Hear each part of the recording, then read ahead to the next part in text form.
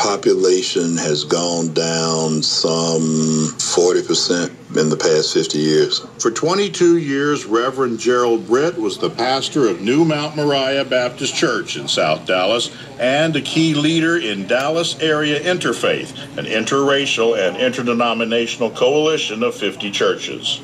Britt says that long before President John F. Kennedy was assassinated in Dallas, Dallas was known as the city of hate to people of color.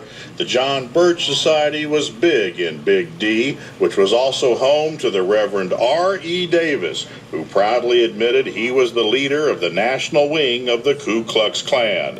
Violence and the threat of white violence meant black and Hispanic people were afraid that if they tried to protest, it'd be a bloodbath. So they mostly stayed silent but frustrated. Very frustrated. I kind of describe it as a boil that never got lanced. And so there's a lot of stuff beneath the surface.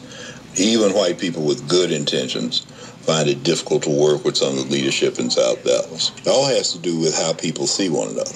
Over the decades, as the John Birchers died off and young talent increasingly moved to Dallas from around the country, the city slowly but surely began to change.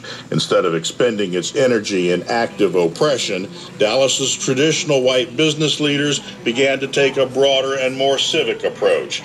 The monumental task of rebuilding South Dallas's worn-out housing stock is at least underway. Blighted buildings, instead of being left to fester, are now targeted and torn down to make way for new construction, if they can find some new construction.